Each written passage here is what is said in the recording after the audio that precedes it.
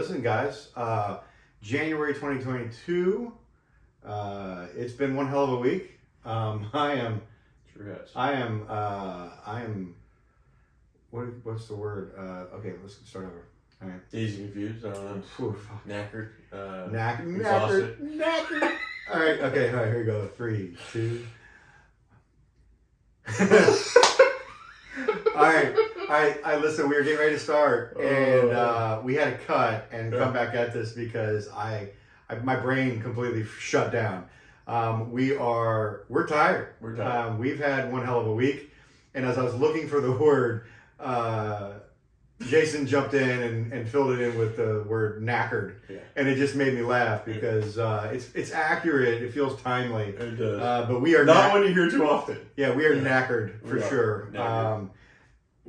Happy New Year to everyone. I hope you've had a safe beginning of 2022. I hope you continue to be safe out there in general. But we are, it was fun for us as we started thinking about coming out of, the holidays give you inspiration. But then I think we were just kind of tired coming out of it. We're like, how do we start the new year? And the theme is kind of obvious for me as we started putting things together, but it's like, let's go back to some really historical names and families in whiskey making in America and kind of tell their story a little bit.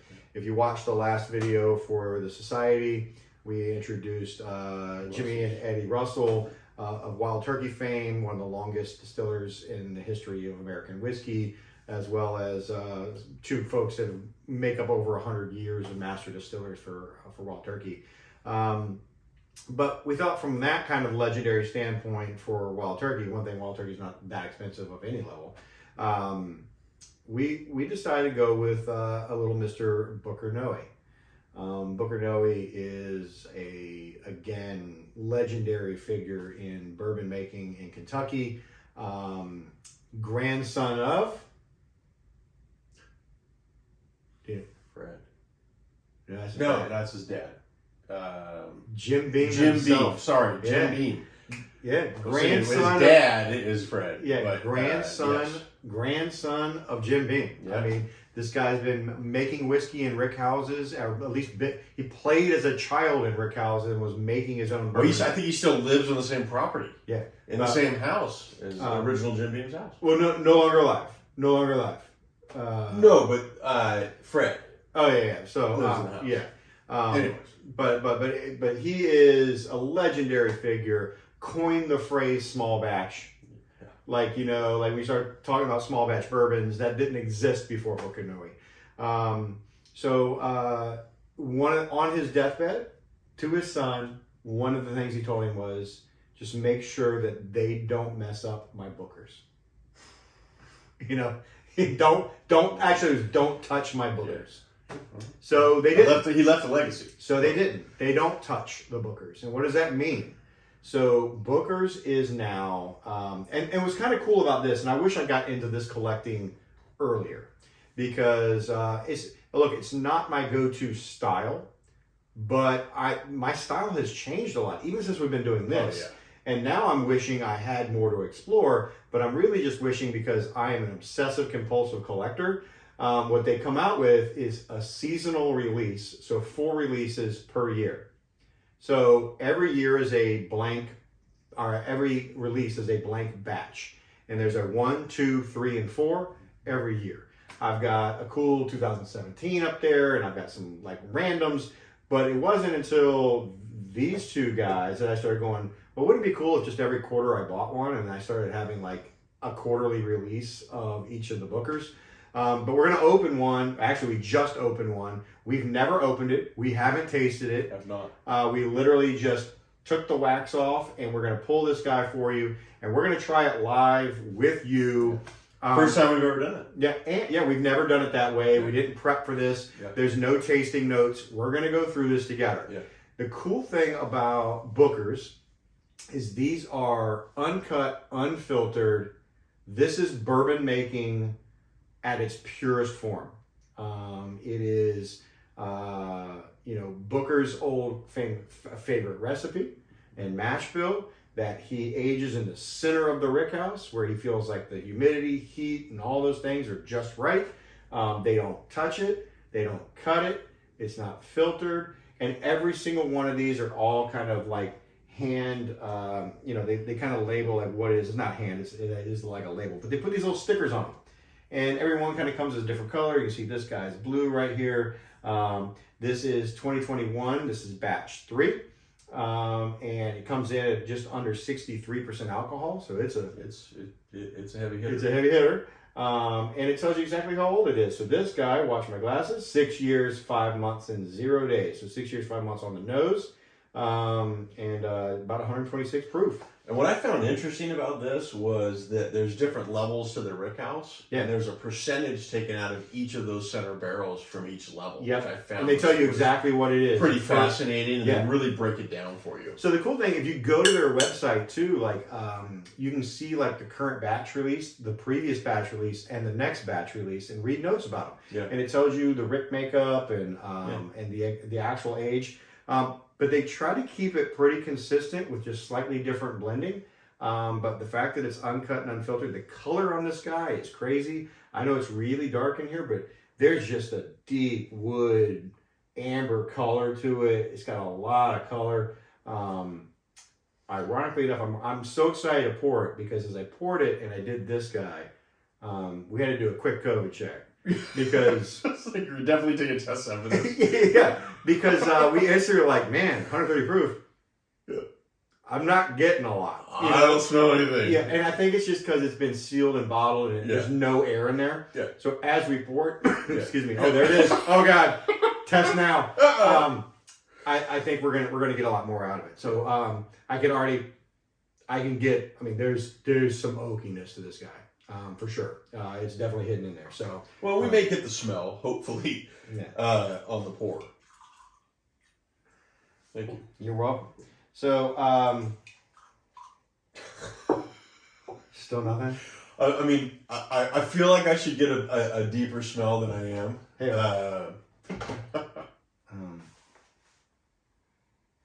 No. Oh, it's sweet. Yeah, it is. That's what it is. I think it's super sweet. I think we're looking for like this, oh my God, high test jet fuel. Or ethanol. Yeah. You know, kind of smell, and I'm not getting it. I mean, it smells. It smells incredible. Yeah. In terms of not much of a smell, but sweetness. Yeah, there's I'm starting to get okay. Good. I don't have COVID. There's a little brininess, and you can. I mean, obviously, anything that's this kind of. I mean, it's a heavy char. You can tell from the color, but there's that obvious caramel and vanilla. But there's a little saltiness and brininess, and some good heavy oak. So like it smells really, really. It smells good. incredible, actually. It's coating my glass that almost makes me a little hesitant. I mean, look at it. Ooh, look at that. Yeah, it's look at that. I know. I mean, that's like it looks like syrup. It looks like port. Yeah, it does. So I'm guessing already that the finish is going to be pretty long. That the mouthfeel is going to be like it's going to coat your tongue quite a bit. I'm just trying now. I'm trying to come up with as many cliches. Well done. Yeah. So well done. So it's Wednesday. Like I said, it's been a long one. Yeah. You know? So this is the innuendo series right here. So anyway, guys, this is Booker's. Why don't we go ahead and give it a first drink? Hopefully, if you can, take a sip with us, and let's all experience this together. So here we go.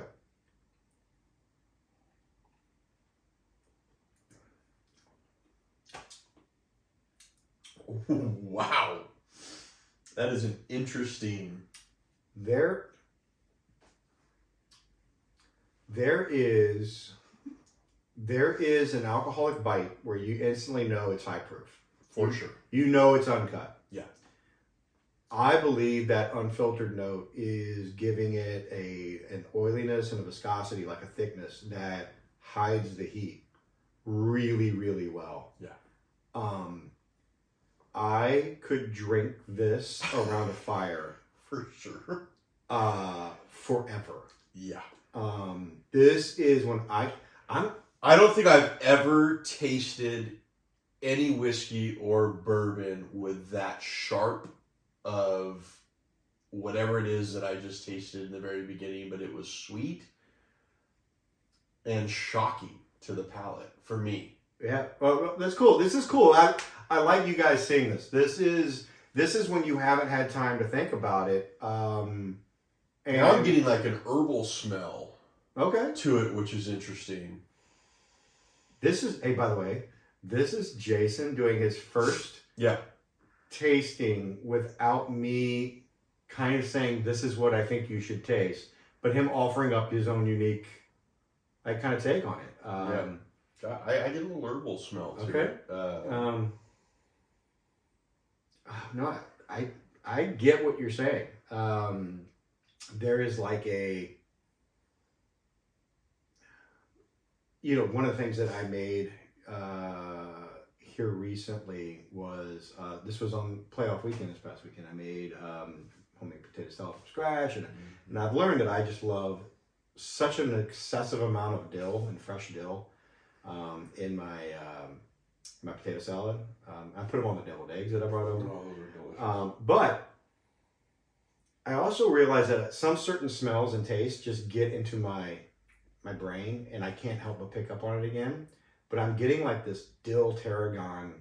When you said herbal, like I'm getting that kind of savory herb like smell. Yeah. I'm not tasting it. I'm not tasting it either. But I'm getting it because it's it's a very subtle but potent smell. I'm really enjoying this. Like, by the way, okay, so if you're interested, it is hot. Yeah, it's got some heat, but not. But it's and no burn. No burn. Yeah, this is interesting.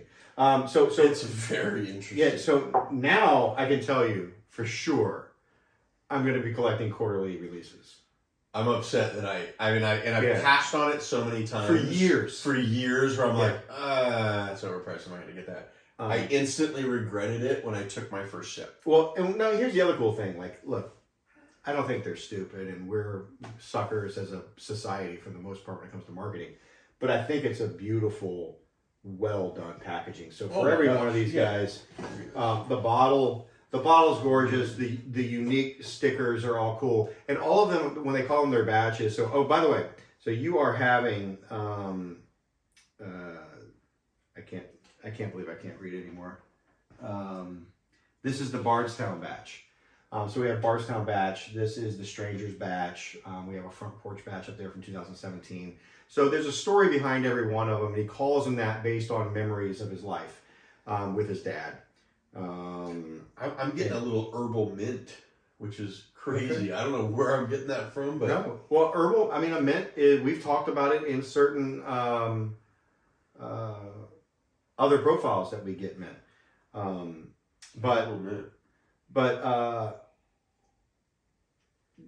The beautiful boxing that this kind of goes back into. So you got these little glass or plastic covers and a nice wood display case.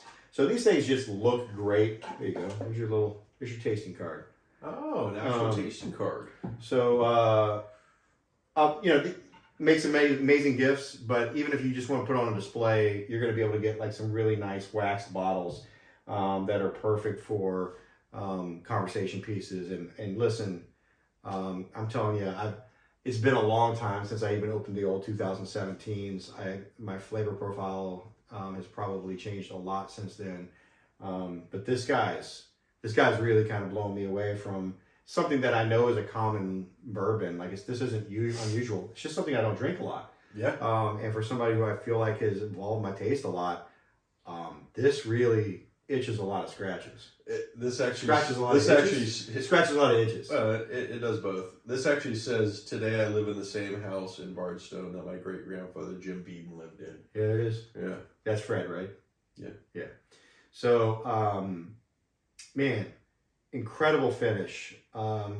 Like it's cold out right now, and by the way, shout out if you don't have one or whatever. Tina got me for Christmas a cello stove, a little outdoor fire pit. It's fantastic.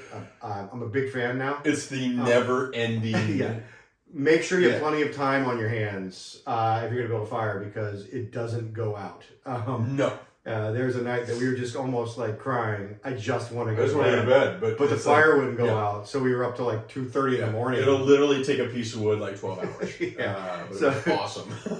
But when you think about like this bourbon for me is a sit around the solo stove for sure. on a starry night when it's nice and cold outside and enjoy. We've had some beautiful ones lately. Yeah, and enjoy this bourbon.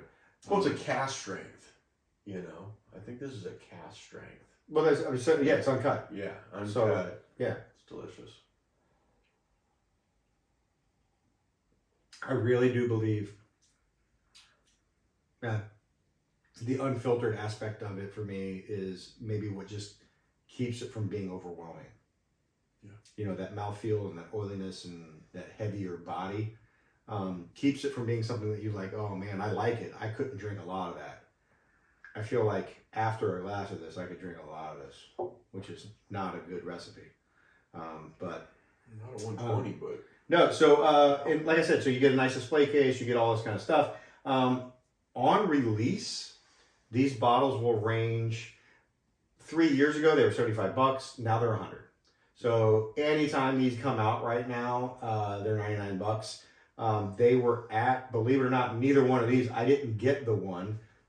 Series 2 we actually saw at Costco, and I didn't buy one. And at Costco it was 74. I'm regretting that so much. 74, right, $75, I think at Costco. But the MSRP is just under $100 or right at $100. And I can tell you from my point of view now, definitely worth it for $100 and everything that you're getting with it. The story, the heritage, the display case, the taste and profile. The unique kind of the uniqueness of that proof being as drinkable as it is not something we taste a lot. So we hope you enjoy this. I think you will. I think we will rush right now to my freezer to grab an ice cube to finish these. Because I really want to see what an ice cube does. I do too. To open this up a little bit. And we think you should too. Yeah. Because second pour, ice cube. Ice cube. I believe it's going to open up and mellow it down, and the mouthfeel's going to get creamy. Well, and it's going to be unbelievable. I did not plant that. It's going to be unbelievably drinkable. Yeah, it will be. Almost like a cocktail. Absolutely. Yeah, and it's just straight whiskey. So literally straight whiskey. Yeah, this is out of the barrel. Yeah.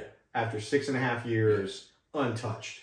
So it's incredible. Yeah, it's really cool. I am really blown away by it. I was excited for you to share it because I think this is like along the vein of what we're trying to send Fox and Pheasant all the time, right? Yeah.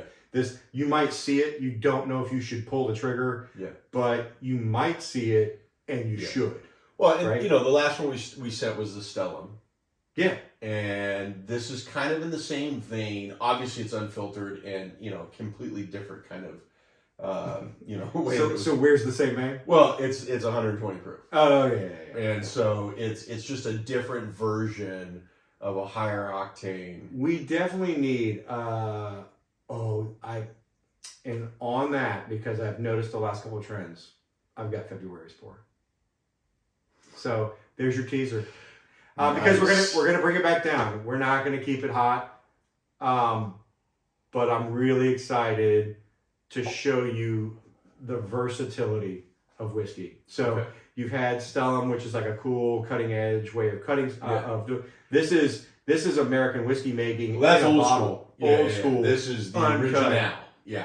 So new, old, and next one's gonna be new version of the oldest old. Okay. But way different drinking. And I have no idea what he's talking about, but I'm excited. Yeah. So guys, it was fun. Yeah. This was fun for us. We don't normally do it this way. Yeah. We really enjoyed that. Hopefully, you really did hold your pour until that video and got to enjoy the same way we did. You know what we really didn't do? We didn't finish the taste profile. We didn't. And I want to say one other thing. I was exhausted when we started this. I'm energized as we're drinking this.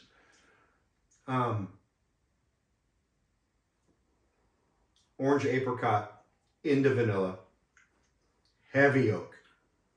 Finishes with heavy oak. Long finish. Really long finish. Getting a tad bit of cinnamon, but I think that's just from the oak. Look, you always are going to get a little bit of vanilla. I don't think that's a predominant flavor in it for me. The sweetness is coming from a place where it's a burnt sugar. That's whenever it's kind of like hot like that, I get more of a burnt sugar than just like a sweetness. Interesting that the herbal kind of minty, kind of smell that I got before I don't get now, but I do get more of the kind of sweet, vanilla, kind of burnt. It's changed. It's complex. I mean, it's changed so many times just since we've been sitting here, which is pretty cool. Yeah. So enjoy it. This is a great cold weather, rainy night, around a fire kind of drink. Or Wednesday hump day when you're or Wednesday when you're exhausted. Doing a YouTube video when you're knackered. Yeah, when you're knackered. Yeah, that's called a callback. Yeah, I like that. All right, so ladies and gentlemen, happy January to you. Yeah, happy New Year. I hope, and I'm very certain that you'll enjoy the experience. It might not be your best profile for you, but I think the experience of tasting this is unlike anything we've poured you. Absolutely. But you're talking about American whiskey making heritage in a bottle, untouched. If you do see these guys out and about. Don't be afraid to pick one up now. Well, if you find one, I say pick it up, because one thing that I have noticed is I was going to kind of get out and pour that 2017. I bought that bottle in 2017 for $75, and I thought that was expensive back then. I mean, things have changed in bourbon a lot. Average price online right now is $370 or $343. So like these are guys that as they sit. Especially unique ones that have really good reviews, start to pick up in value quite a bit. 4 years. I'm not saying, yes, 4 years, quadrupled in price. So I'm not saying that that's why you should get into it, but I am saying if you do, it's not a bad idea. So well, it's a decent investment. Plus, just the aesthetics of it in general makes for kind of a nice and it's delicious. Yeah, and it's turns out it's really good. Turns out it's really good. So guys, again, excellent. Thank you for indulging us and letting us kind of go through that process. It's not what we normally do. I'm sorry the video was a bit longer than it normally is, but that's what you get when we say that every time. But yeah, well, we've gotten cool, we've gotten better, but I think that. Hey, look, we're knackered. Hey, for a long finish, it's a long video. There you go. Here we so, go. Ladies and gentlemen, have a great evening, and we will see you next month. Thanks for joining us at the Fox and Pheasant Group. Cheers. All right, I did my cheers.